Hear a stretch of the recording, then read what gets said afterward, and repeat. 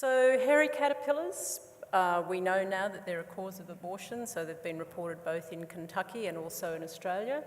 So is there a risk for you as horse breeders in Newmarket? And so I'm going to give you some perspectives of what we've done, and then we'll talk about why you may be at risk.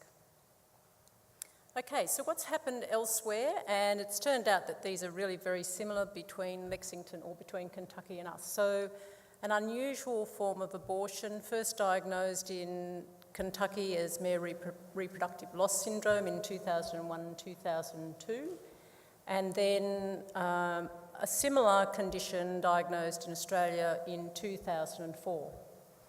So the thing that characterises this is abnormalities of the amnion, which I'm sure you know is the white sac that the foal's born in, and also of the umbilical cord with the growth of what are normally non-pathogenic bacteria from the fetus's gut contents, stomach contents and lung. In Australia, when we had our outbreak, it was represented about 33% of all the abortuses that were actually investigated that year. But we do believe that it's actually been in Australia prior to 2004 and has just been passed off generally as something that causes a sporadic abortion. And because of the type of bacteria that are identified, it was generally thought that those bacteria were purely contaminants that had got into the samples when they were taken at the autopsy. So, how do these differ, or how are they the same? So in Kentucky it was called mare reproductive loss syndrome. In Australia it was called equine amnionitis and fetal loss. So fairly general terms really, the way to describe it, and of course probably each of us will want to argue that ours is the best title. But in the end, they really are very similar conditions, but they do have some differences, or they presented with some differences. So in Kentucky, what was seen were early fetal losses, so those in those pregnancies getting up to around about 100 days of gestation, and late fetal loss, so mares that were just about at term that would then have abortions that were unexpected. There were no signs that they were about to deliver. But these mares would then often go rapidly into delivery. They may foal standing up, and often was a red bag delivery, and they delivered either a dead or highly compromised foal. The situation in Australia was quite different because our mares were all in this mid to late term stage of pregnancy. And we saw a range of abortions which were more acute or chronic. The thing was, these were both happening, they all happened at around about the same time of year. Okay, so around about April to June in Kentucky, April through to August in Australia. But they had these things in common, so inflammation of the amnion occurred in both, thickened umbilical cord occurred in both, and isolation of these environmental and gut bacteria, which we don't normally consider to cause disease in the horse. And so I think we can quite safely say it is actually the same condition. Okay, so why is there a difference? What is the difference between the two? So it's really a matter about the geographical location. So obviously Kentucky's in the northern hemisphere, we're in the southern hemisphere, and as you all well know, we breed at a different time of the year.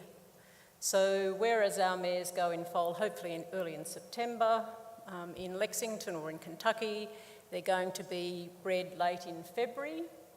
And so it was really a case of the time that the mares were exposed to caterpillars relative to their stage of gestation.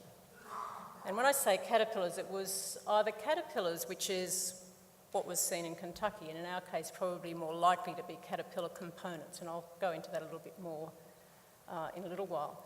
And the interesting thing, this is about really the life cycle of the the caterpillars that have been involved in these cases.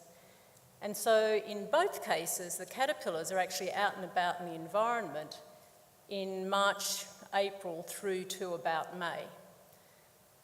Therefore, the Kentucky horses were exposed to caterpillars when they were in early pregnancy or late pregnancy, and of course in Australia they were exposed in mid-gestation. Okay, so what do we know? We know that both conditions are caused by hairy caterpillars. It's the outer skin of the caterpillar that's the issue. We know that that's the component that causes the abortion. We've each done our series of experimentation, and we've shown that administration of caterpillars or caterpillar components replicate the condition experimentally. What are the two different caterpillars that have been currently identified as being a cause of abortion? And so for us in Australia, it's the processionary caterpillar, Ochrogasta lunifer, and in the US, it's the eastern tent caterpillar, Malacosoma americanum. Now, both of these caterpillars actually process, so I'm not quite sure why we get to take the title of processionary caterpillar, because there's lots of them around that do it. Okay, so these are just some images. This is the eastern tent caterpillar here, and this is the Australian processionary caterpillar. If you have a look at this, so in fact we've had a lot of entomologists working on these guys now, and in fact they now think we actually have 3 different species which all look exactly the same. They have slightly different nesting forms, so we call these the trunk huggers or the tree huggers. Yeah, that's the thought. And you can actually, if you have a close look, these are adult caterpillars here. Well, they're not adults, I suppose they're the caterpillars as they're the more mature ones, and you can actually see some of the shed exoskeleton falling out of the bottom of this nest here. I hope you can appreciate it in these images. And these are what we call canopy nests, and these ones actually hang from the branches of the trees. And what happens is the caterpillars get together in a friendly little environment, and they all hop into these nests together. They shed their skins 8 times across their life cycle, and every time they shed their skin, it accumulates in these nests. So the situation in Kentucky was that they just had so many caterpillars, I think you could hardly walk anywhere without treading on one. And so this is just a sort of an image of how serious the problem was over there. And you can imagine this across the whole of the landscape would be fairly dramatic. In Australia, we think, we're sure that it's really more an inadvertent ingestion of the shed exoskeleton or only the CD, and I'll talk about CD in a minute. And these are present on the pasture, especially after the nest degrades. So if you think back to the image of the canopy nest, you could see that the nest was about ready to fall out of the tree. So in April, as the caterpillars get to their last instar stage, they actually leave the nest, they go down into the soil to pupate or to go into prepupal diapause, and they stay there until November. And when they stop rebuilding the nests basically fall apart, and all this shed exoskeleton actually then falls onto the paddock. Okay, so just very quickly, when we did our experimental work in Australia, we administered the caterpillar or their shed exoskeleton orally. We initially did mid-gestation mares because that's what we were seeing in the clinical case, and we could induce abortion within 2 to 97 days. So quite a few of them would abort reasonably rapidly. We would be able to pick up fetal death, and we would then get abortion within 1 to 2 days of that.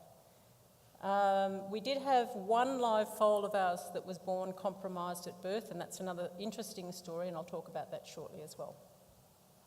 So we just wanted to see whether or not we did have a similar situation to the guys in Kentucky. So we did actually do an experimental exposure to mares early in gestation, and it was highly effective at aborting those mares as well. But in our case, we ended up with 2 cases of focal mucoid placentitis. I know there's been 1 case reported in the literature as having occurred in England. Catherine Whitwell here. I think Catherine's going to be here, so she would know better than I, but there has been at least 1 case reported here. In the US, they basically did similar sorts of experiments. They used fresh caterpillar exoskeleton because I don't think the shed exoskeleton was their issue. And of course, they did basically exactly the same thing and they replicated their condition as well. So just briefly, what would you see if you actually had cases here? So this is a normal amnion. I'm sure you've all seen plenty of those before. And this is what these look like in these very acute cases. Okay, so this is from a mare that aborted within 3 days of her first treatment. This was one that had aborted on day 11, and here's one that aborted on day 8. So you can see that this really hypervascularity is quite characteristic of the condition, and you can see these membranes probably look a little bit the way they do because they've been sort of sitting and cooking inside a mare for a day or two. These are what the foals look like. So, of course, ours, because they're mid-gestation, don't have a hair coat. This was a normal, we did euthanize one mare as part of our trials and who'd not been treated. So this is a normal amnion here. And often these guys come out still encased in the amnion, not surprisingly because the fetus is dead. They may or may not come out with all the membranes intact. So occasionally you get retained fetal membranes as well. And of course the other thing is this really notable thickened umbilical cord here, which I'll show you again here. So this is what you would consider to be a normal umbilical cord, and you can see here this massive thickening of the umbilical cord in these affected pregnancies. Okay, so what is the agent?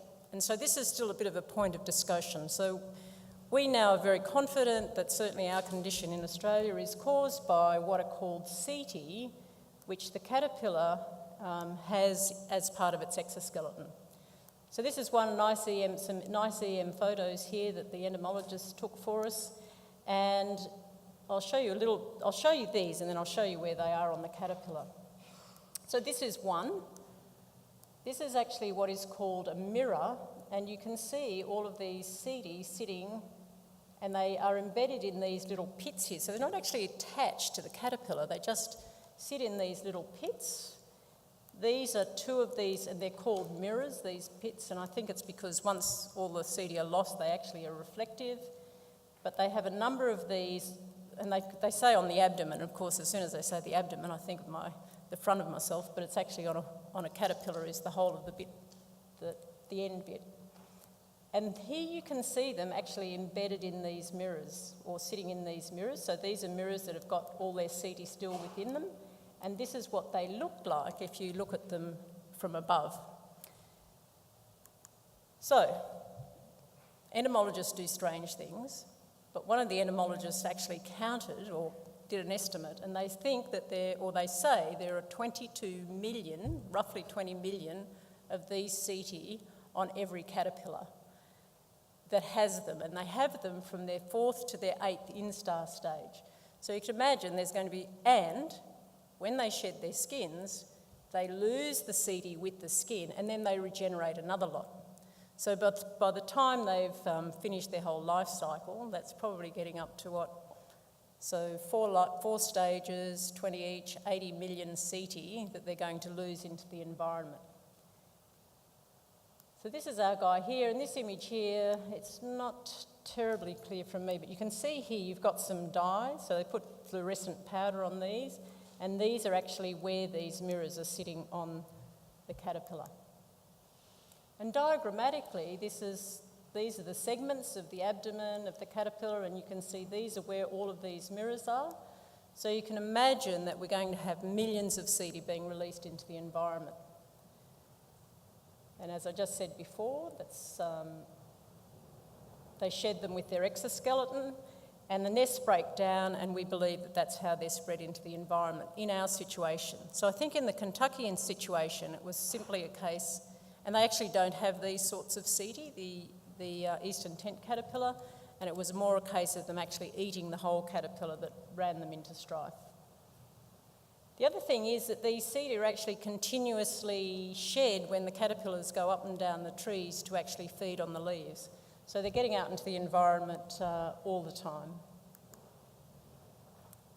Okay, so what we've shown is, quite convincingly in our autopsies, is that these hairs are isolated from all parts of the gastrointestinal tract in quite large quantities. Obviously it's dose dependent, so it depends on how much you give them. They've also been isolated from all of the organs pretty much, so we get them from esophagus, pericardium, liver, lung, spleen, and they have also been identified in the uterus and the placenta of mares that have been fed caterpillars. Okay, so these are just some quick images. When we look at them histopathologically, if you think back to the image I showed you of the whole cedar before, you can see this is actually a cedar. It's lost both tips. It's actually embedded in an endometrial gland, so in the uterus. This is one in placenta, and so you can actually see this little one in cross-section, and if you look really carefully, you can see the little barbules that they have on them. There's another one. So Kristen Toddhunter, who did all of this work, she says she can pick a cedar in a histo slide very, very quickly because she's so used to looking at them. And we think that these function a little bit like a grass seed in a dog, where the grass seed goes in, and because of these barbules, it's a bit like a fish hook. As it progresses this way, these prevent it going from going backwards. So they just continue to progress forward through the tissue. Why would they go into the uterus and the placenta? Obviously, the uterus, particularly in the mares as they get more heavily pregnant, are sitting on top of the colon. And we know that we have large numbers of setae in colon and cecum, and also small colon. So it's that very close relationship of the uterus to the colon that allows these to advance from the gastrointestinal tract straight into the uterus. Okay, so should you guys be concerned? You're obviously a long way from Kentucky, and you're certainly a long way from Australia, but you do have hairy caterpillars. But not all hairy caterpillars cause abortion, and so we have done some guinea pig studies, and we know that that's true. But what do you have here? So Twink's been banging on about this now for about, well, I think probably the last time I was here I presented on this was 5 years ago. You have the oak processionary caterpillar that is advancing on Newmarket. It is in the same family as the processionary caterpillar, so they're very closely related. It also has large numbers of true setae, which are identical to what we have in our processionary caterpillar. So it's likely that if your horses actually ingested them, then you're going to get the same mechanism of action. However, you would see abortions similar to what they see in Kentucky because the oak processionary caterpillar is here in April, so I think probably you've seen some of the news reports. Twink sends me newspaper clippings showing me that these caterpillars are out and about in London, and so they're out in April. So you're going to have your mares exposed at roughly the same time as they did in Kentucky. Okay, so I went and Googled this, and so this is a relatively up-to-date map by the group that I think they call themselves, the OPM Operations. So this is a group that are run by the forestry, I think, who are actively trying to control caterpillars in the environment because of the human health risk. So I did a little GPS from what I could see is, now my geography of England's not great, but I figured these are getting up closer to you guys here. They're around about 60 miles away by road. So I'm not quite sure how far they are away as the crow flies. And I'm guessing you've got lots of oak trees here. Okay, so this is the oak processionary caterpillar. You can see they do have a nest that's similar to our processionary caterpillar, and they have these masses of setae which are also almost identical to the processionary caterpillar. So that's what you might see. Early fetal loss, mares that may come in empty when they come in for their 65-day check, or a dead fetus on ultrasound, or these late fetal losses close to term. And the other one is the focal mucoid placentitis, which we actually got in 2 out of 12 of the mares that we treated early in pregnancy, and it was really a totally unexpected finding. It was not something that we expected to happen. It just happened that we kept the mares through to term, and these came up. So that might be what you would see on ultrasound if you get an early pregnancy loss. So you can see live fetus there, fetus is dead there, and then as it is dead for a few more days, they tend to hold on to these for longer because the endometrial cups are already functional, and then you really just end up with a uterus full of pus. So this is our one of our focal mucoid placentitis cases. Has anyone seen one here? Hopefully you won't, but they have a lot of them in Kentucky. And this little guy was born at 290 days of gestation. After about 8 hours of the students putting it on a bottle, it was able to get up by itself, but it was absolutely really tiny, and you can see that they have these quite nasty reactions here, and basically it's just starvation because they lose the villi of the placenta. So, what should you do? Well, first off, you need to make sure that you can identify oak processionary caterpillars and their nests for a couple of reasons. One is they're a significant occupational health and safety risk because they are very urticarial, as is our processionary caterpillar. You need to make sure that you keep your horses away from both the caterpillars and their nest material. And you would be best to contact these guys. So if you contact the forestry, these are the guys who run this management program, because it'd be far better to have them getting rid of them than trying to get rid of them yourself. And so that's the link. We've shown in Australia that the best way to control these abortions is actually to reduce the caterpillars in the environment. So the guys in Kentucky just cut down all the wild cherry trees, and they certainly minimised their problem. In our situation, ours are in native trees, so there's no possibility of us cutting them all down. So the farms are being very proactive about going out when they're still in the early stages, so in the egg mass stage, and removing all of those egg masses before they can actually become caterpillars. So I've got a couple of minutes. This is just out of interest. We've done some additional other caterpillars just to see what they do, other hairy caterpillars, and we've done these studies in guinea pigs. These ones here are actually just PC, so standard seedy that have been vacuumed up out of caterpillars and put into capsules, and these very reliably cause abortion. So just the seedy only, we know we can abort guinea pigs very quickly. These are ones that have been in the environment for about 2 years, and you can see they've lost, see here, they're nice and straight and look like they're very firm. Here they've lost their sort of integrity, and so we found with these that they cause no abortions in guinea pigs. So whereas we could knock them out with these, the same number of these, we basically had no effect. This is another caterpillar that has true seedy that's in the environment. We didn't see. These made the guinea pigs a little bit unwell, but we didn't see any abortion with these, and I think the reason for that, if you have a look at these markers, that's 100 micrometers there, whereas these are much thicker, and also these barbules seem to point out, and I think that this actually prevents them crossing the gut wall so easily.